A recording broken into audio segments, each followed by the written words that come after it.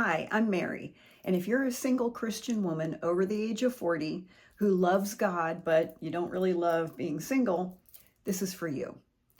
Today, I want to talk about finding peace in singleness, making peace with your singleness. Now, for me, a lot of times, I just used to feel like my singleness was something that was happening to me, that I was a victim and I couldn't do anything about my singleness. I felt like I was being punished or I just had bad luck. Different times in my life, I blamed all kind of different folks. My parents, people I dated, society, because there's no quality men out there. I blamed myself. I blamed the universe, God, everybody. And I just couldn't figure out what was wrong with me and why couldn't I find a husband? And I only want what every other woman wants. I wanted to be married and have a family. And I know that's a godly desire. We're created as women to want marriage and family. And listen, if you don't want that, there's nothing wrong with you. You're probably not watching this if you're not interested in that. But, I only wanted what I saw my friends getting. And I didn't think that my expectations were unreasonable. Now, of course, looking back, I think my standards were too low. I probably burned up a lot of time on men that I probably shouldn't have been dating. That's another conversation. But every time a relationship failed, I just felt like a failure and some cosmic mistake or lesson that I had failed to learn. If we're honest, I think most of us can point to something in our past that shaped us in ways that maybe we didn't choose. So maybe it was something from your childhood. Maybe it was, being bullied as a teenager, or even something that happened in adulthood. And the reason I say that is I don't think anybody has a monopoly on pain and hurt. So we all have something in our past that we wish hadn't happened. Now, for me, one of the most powerful shifts that I made in my single life was I stopped wondering, why is this happening to me? And I started asking, how did I get here? And I remember talking to a friend of mine one time, and I made a comment about, my parents. And she said, do you really think it's your parents' fault that you're single? And I was like, yes, totally. And she didn't say anything. I think that was her way of not agreeing. But later on, when I thought about it, I thought, okay, so my parents supported me financially while I was in college. So let's just say I was under their roof until I was, 22, 23. Well, at the time that I was having this conversation with my friend, I was in my mid to late 40s, and I was like, my parents had me for, this many years, but then I've been on my own for more years than that. So who's really responsible now? Like I've been running my life longer at this point. So, who's really responsible? And instead of blaming other people, I started to take responsibility. Now, I don't mean blaming myself, like, oh, I did all these terrible things, and not that. When I say taking responsibility, I mean looking back over my behavior and saying, okay, what are some things I did or did not do that did not get me closer to what I want? When I started to take responsibility, I was able to identify some of the core beliefs that I had that were keeping me single. The first one was, well, there must be something wrong with me. And for a long time, I thought, well, I'm single because there's something wrong with me. nobody wants me. So I just tried. I was like, well, I need to look better. I need to be better. I need to be perfect. I need to do everything right. And, constantly striving to try to be good enough. And the problem is that none of that made me more attractive. It made me tense.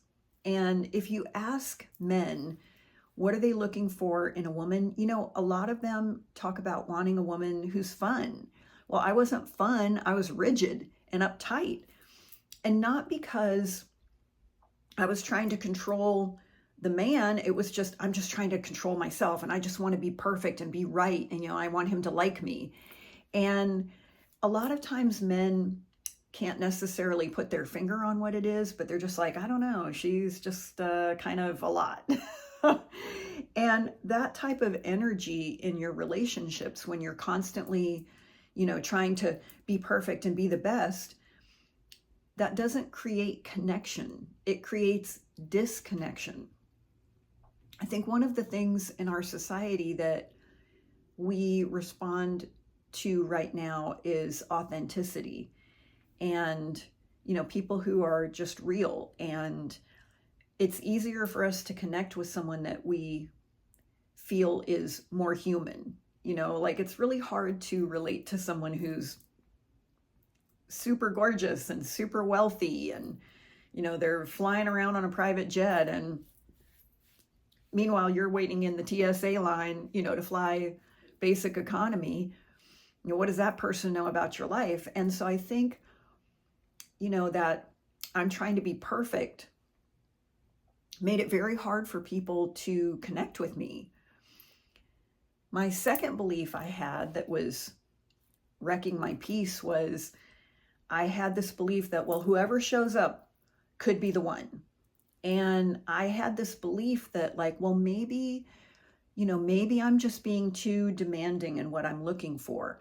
So maybe God is sending me someone to show me to not be so rigid in my values or my standards.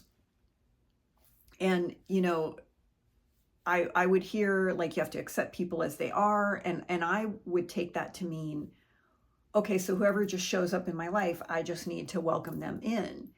And if a decent guy, asked me out, I would feel like, well, I need to give this a chance, because what if he's the one? Even if I wasn't attracted to him, we weren't compatible in terms of values or lifestyle, we didn't have a shared vision, I would still think, well, maybe God is trying to teach me to be more flexible. And I had to learn that there's a difference between accepting and settling.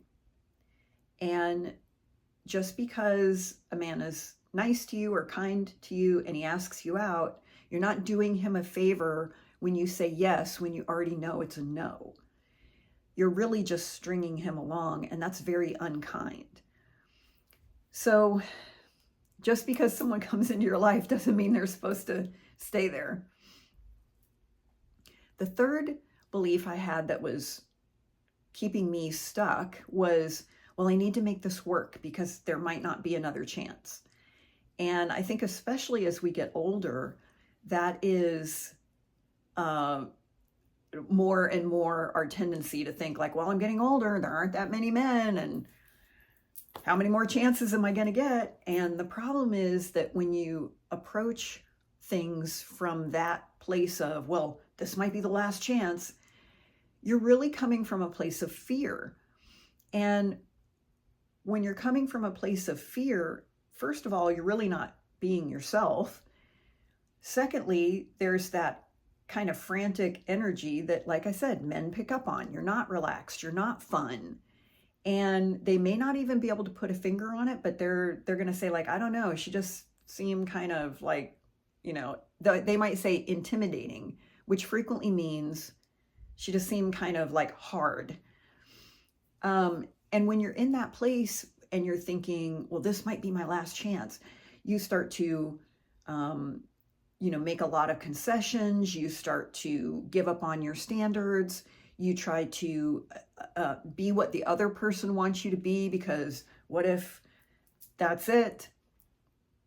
And I would be in relationships that when they ended, I would get feedback that was like, well, you're just not the person I thought you were, or you changed. I even had girlfriends tell me, I don't really like who you are when you're dating someone because you change. And you go from being like fun, sassy Mary to like Stepford wife material. And I don't even recognize you. And I was doing that because I was so afraid that this person wouldn't like me and he'd be my last chance. And so I better make this work. And I just was completely not being myself. And what I started to realize, because I got to the place in my life where I said, you know what, the singleness doesn't seem to be changing. I'm well over 40. Doesn't seem to be changing. And, I just want to have some peace in my life. And peace doesn't come from your circumstances being what you want them to be.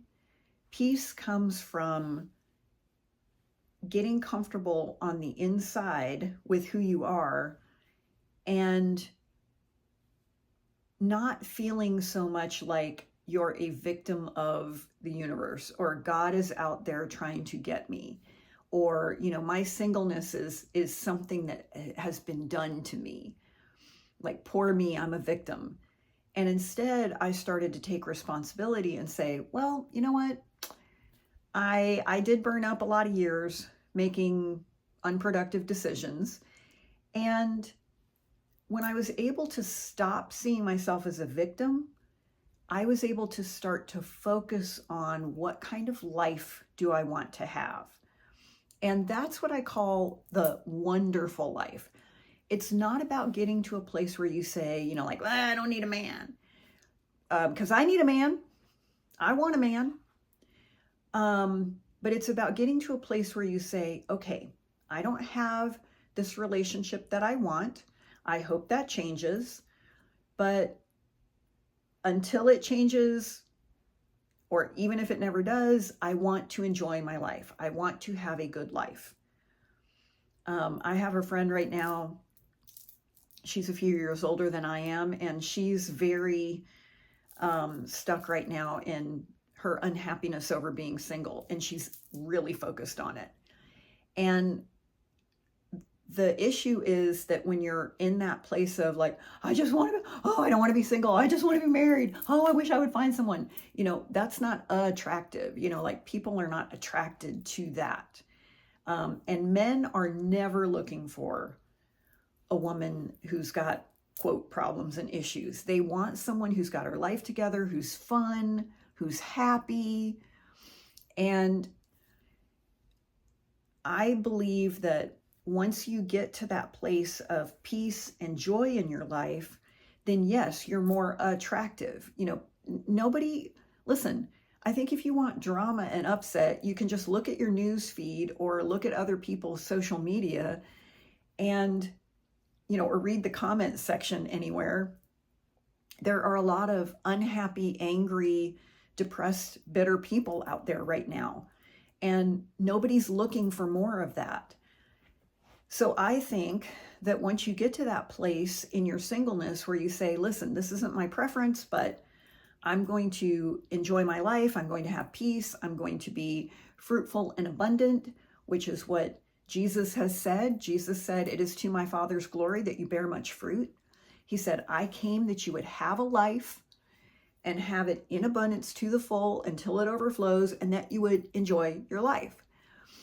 And so when you're in that space, you're way better positioned to meet your Mr. Right. But frankly, even if he never shows up, you're happy anyway, and that's what you wanted the whole time.